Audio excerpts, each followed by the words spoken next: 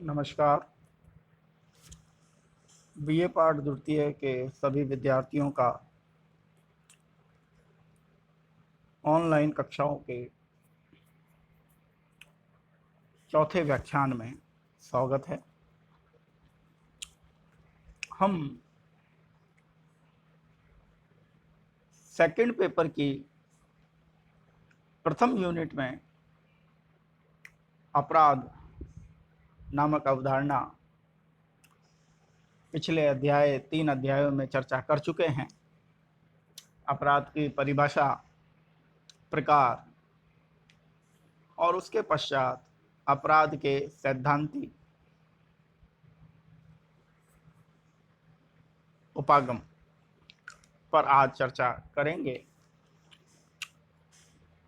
अपराध का जो पहला सैद्धांतिक उपागम है उसे शास्त्रीय उपागम बोलते हैं।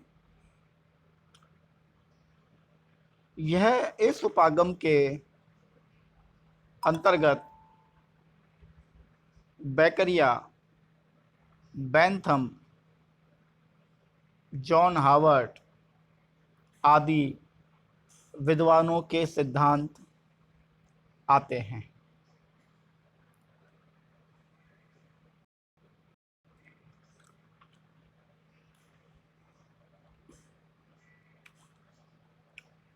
यह उपागम सुखवादी सिद्धांत पर आधारित है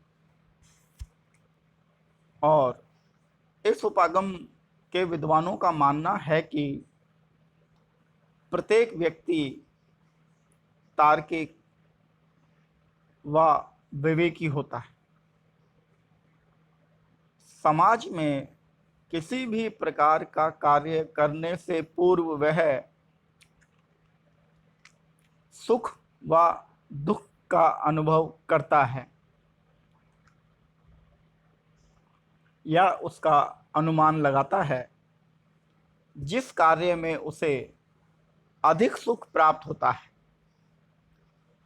व्यक्ति वही कार्य करना चाहता है या वही कार्य वह व्यक्ति करता है। व्यक्ति को समाज के नियम, मानक को तोड़ने में यदि सुख प्राप्त होता है तो व्यक्ति अपराध करता है। इस उपागम में दंड का निर्धारण व्यक्ति की सुख की मात्रा से अधिक पीड़ाजनक मानकर किया जाता है। कहने का अर्थ है, यदि व्यक्ति को अपराध करने में सुख प्राप्त होता है तो उस अपराध के दंड का निर्धारण उस सुख की तुलना में अधिक पीड़ाजनक होना चाहिए, तभी व्यक्ति अपराध पुनः नहीं करेगा। इस सिद्धांत की कुछ आलोचनाएं भी हैं।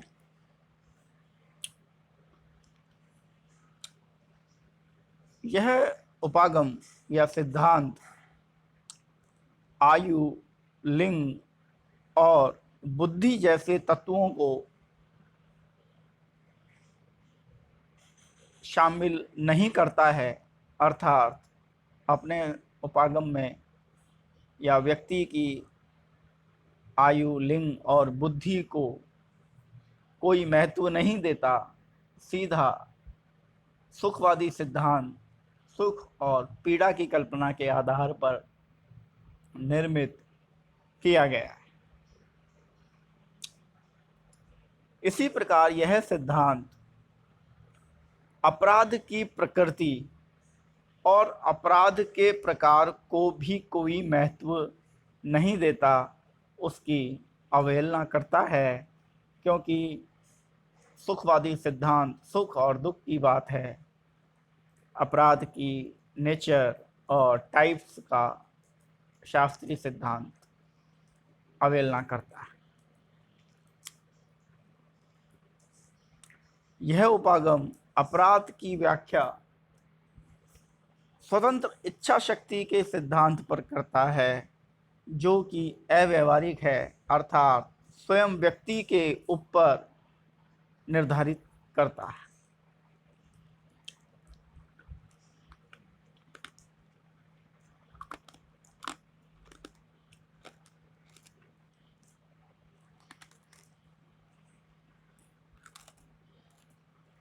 नवशास्त्रीय व्याख्या में न्यायिक विवेक का भी प्रावधान किया गया है और न्यूनतम व अधिकतम दंड के विचार को भी अपनाया गया है, अर्थात नवशास्त्रीय सिद्धांतवादियों ने अपराध की मात्रा को अधिक व कम के आधार को भी अपनाया है। इस तरह यह जो सिद्धांत है अपना कार्य करता है।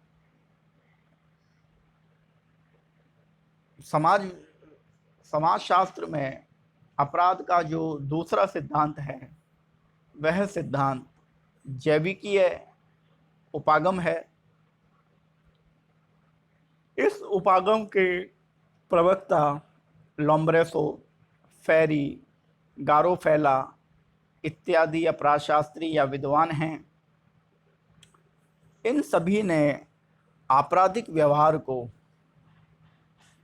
जैविकता से उत्पन्न होने वाले वंशानुगत पहलुओं पर बल देकर अध्ययन किया है और इसी आधार पर अपराध की व्याख्या भी की है। लोम्ब्रोसो एक इटालियन चिकित्सक थे। इन्हें अपराध शास्त्र का पिता भी कहा जाता है और इटली की सेना में चिकित्सक थे। 1876 में लोम्ब्रोसो ने शारीरिक अपराधी किस्म का सिद्धांत दिया और कहा कि अपराधी का शारीरिक रूप गैर अपराधी के शारीरिक रूप से भिन्न होता है। अपराधी की कई शारीरिक असमानताएं होती हैं, जिन्हें कई विशेषताओं एवं चिन्हों से जाना जा सकता है। लोम्ब्रोसो ने स्पष्ट कहा कि जो अपराधी प्रवृत्ति के लोग होते हैं वह गैर आपराधिक प्रवृत्तियों के लोगों के शारीरिक रचना से उनकी शारीरिक रचना अलग होती है, अर्थात आपराधिक प्रवृत्ति वाले व्यक्तियों की शारीरिक संरचना और गैर आपराधिक प्रवृत्ति वाले व्यक्तियों की शारीरिक संरचना में अंतर होता है और उन्होंने कुछ विशेषताएं बताई। उदाहरण के लिए अपराधी प्रवृत्ति वाले व्यक्ति के चेहरा असममित चेहरा होता है, कान बड़े होते हैं, बाहें बहुत अधिक लंबी होती हैं, नाक पिचकी हुई होती है, ललाट पीछे की ओर झुकाव लिए होता है, बाल गुच्छेदार कुंचित होते हैं। ऐसे व्यक्तियों को कष्ट का अनुभव शारीरिक रूप से नहीं होता है, कष्ट के प्रति वो संज्ञानहीनता रखते हैं। आपराधिक संरचना वाले व्यक्तियों की आँखों में भी, नेत्र ज्योति में भी खराबी होती है और उनका जो शारीरिक संरचना है वह अनूठी दिखती है।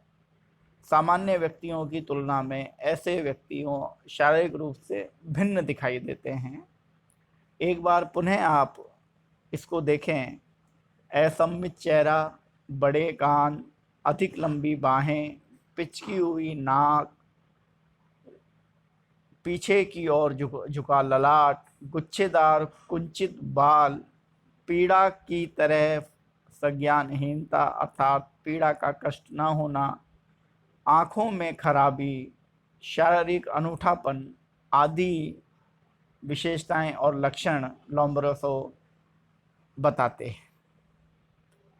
आगे लोम्ब्रोसो कहते हैं कि अपराधी जन्मजात होते हैं। कई बार यह प्रश्न पूछा गया है, अपराधी जन्मजात होते हैं, किसका कथन है? हमें यह याद रखना है, यह कथन लोम्ब्रोसो का है। अंतिम समय में लोम्ब्रोसो ने अपराधियों के 3 प्रकार बताए और कहा कि अपराधी जन्मजात नहीं होते हैं, अर्थात अपने सिद्धांत का भी खंडन किया। लोम्ब्रोसो के अनुसार साधारण अपराधी, आकस्मिक अपराधी, संवेगात्मक अपराधी 3 कैटेगरियों में अपराधी होते हैं। अब लोम्ब्रोसो के सिद्धांत की कुछ कमियां हैं, उनकी हम चर्चा कर लें। लोम्ब्रोसो ने तथ्यों का संकलन जैविकों कारकों तक ही किया और अपराधियों के सामाजिक एवं मानसिक कारकों की अवहेलना की। जैसा कि मैंने आपको बताया, लोम्ब्रोसो स्वयं ये कहते हैं कि अपराधी जन्मजात होते हैं और आगे चलकर अपने ही इस कथन को वह अस्वीकार करते हैं। तो उनका जो ये सिद्धांत था, जैविकीय व्याख्या थी, उसमें लोम्ब्रोसो ने अपराधियों की केवल जैविकीय संरचना के गुण लिए, उनकी मानसिक और सामाजिक कारकों की अवहेलना अपने सिद्धांत में लोम्ब्रोसो करते हैं। लोम्ब्रोसो की जो अध्ययन पद्धति थी वह वर्णनात्मक थी, जबकि उनकी प्रयोगात्मक होनी चाहिए। इसका आशय यह है कि लोम्ब्रोसो ने अपने सिद्धांत निर्माण में अपराधी का वर्णन किया, उनके बाह्य कारकों का वर्णन किया, ना कि एज ए प्रयोग के रूप में अपना अध्ययन किया, जिससे उनके निष्कर्ष कमजोर आए और यह उनका शारीरिक उपागम सिद्धांत की बहुत बड़ी कमी भी है। सांख्यिकी आंकड़ों को तोड़ मरोड़ कर पेश किया। जैसा कि मैं आपको पूर्व में बता चुका हूं कि लोम्ब्रोसो इटली की सेना में चिकित्सक थे। अतः इटली की सेना शारीरिक रूप से मजबूत व्यक्तियों को ही पकड़ कर लाती थी, क्योंकि सेना के सामने कमजोर कद काठी वाला व्यक्ति अपराध नहीं करता, छुप जाता है, सामने नहीं आता। तो लोम्ब्रोसो ने इटली की सेना द्वारा जो अपराधी पकड़े, उन्हीं का सांख्यिकी अध्ययन किया और उस अध्ययन में भी सांख्यिकी पद्धतियों को आगे पीछे किया, क्योंकि उनकी मूल मान्यता यह सिद्ध करने की थी कि अपराधी जन्मजात होते हैं। और अंतिम आलोचना जैविकीय उपागम की सामान्यीकरण एक प्रकरण से किया जो कि अवैज्ञानिक है। अर्थात सामान्यीकरण का अर्थ सभी तथ्यों को, सभी सूचनाओं का एक रूप करना, निष्कर्ष निकालने से है। लोम्ब्रोसो ने सेना द्वारा पकड़े गए अपराधियों के आधार पर ही अपना सिद्धांत रखा। पुलिस एवं समाज में जो अपराध होते थे, जो आर्थिक अपराध होते थे, जिन्हें उच्च वर्ग के तबके के द्वारा किया जाता था, वो अध्ययन लोम्ब्रोसो नहीं कर पाए। ऐसे में लोम्ब्रोसो ने एक ही प्रकार के प्रकरणों के माध्यम से निष्कर्ष निकाले और इस तरह से जो निष्कर्ष निकाले जाते हैं वो वैज्ञानिक पद्धतियों के अंतर्गत सही नहीं कहलाए जाते। तो आज के व्याख्यान में हम केवल 2 सिद्धांतों के चर्चा की, शास्त्रीय सिद्धांत अपराध का और जैविकीय सिद्धांत। अगले व्याख्यान में हम इसके आगे के उपागमों की चर्चा करेंगे। धन्यवाद।